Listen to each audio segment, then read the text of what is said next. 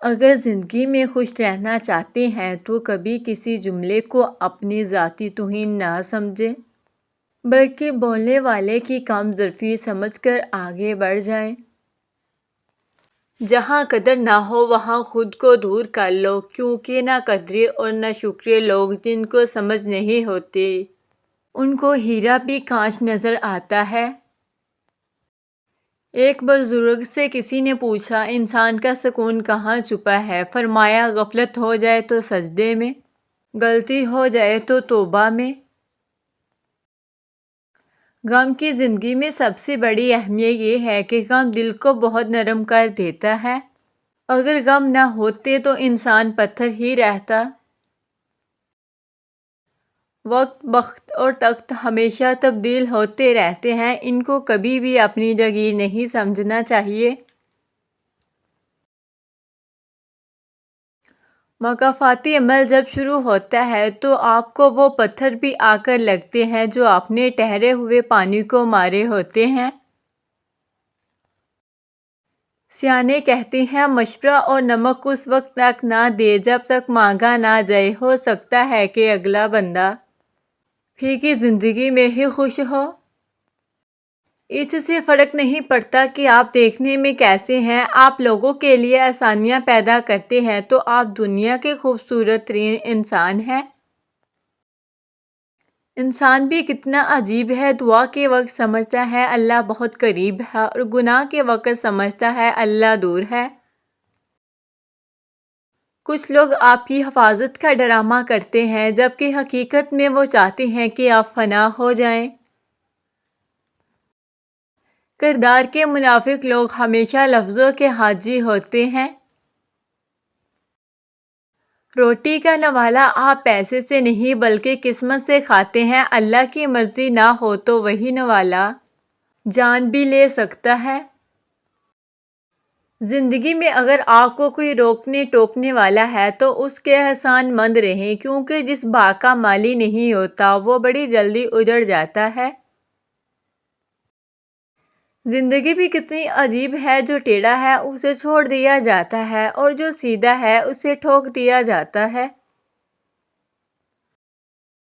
ہماری زندگی میں ایسے لوگ بھی ہوتے ہیں جو ہنستے بھی ہمارے ساتھ ہیں اور ڈستے بھی ہمیں ہی ہیں۔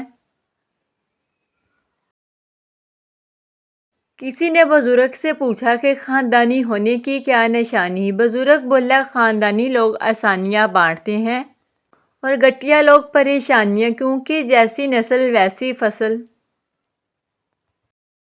اگر آپ کا بلڈ پریشر غریب کے سامنے جلدی چڑھ جاتا ہے اور امیر کے سامنے نارمل رہتا ہے تو آپ بلڈ پریشر کا نہیں منافقت کا علاج کرائیں۔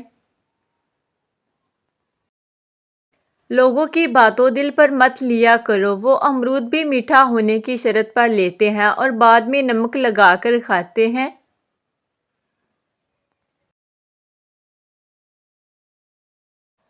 اگر غبارہ کبھی آپ کے منہ پر پھٹ جائے تو غصہ نہ کریں، کیونکہ وہ آپ ہی تھے جس نے اسے بڑھا کر اس کی اوقات سے بڑا کیا تھا۔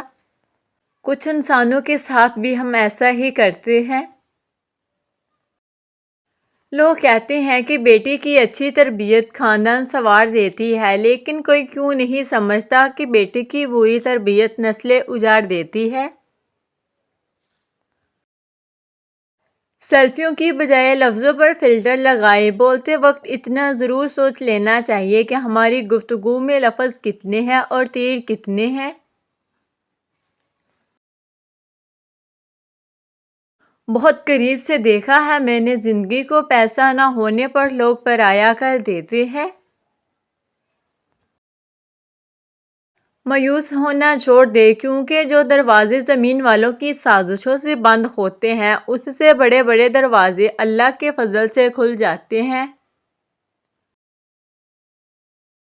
الجھنا چھوڑ دے وقت سے، حالات سے اور لوگوں سے جنہیں آپ بدل نہیں سکتے۔ اپنی توجہ اس پر مرکوز کریں جسے آپ بدل سکتے ہیں، یعنی کہ اپنا آپ۔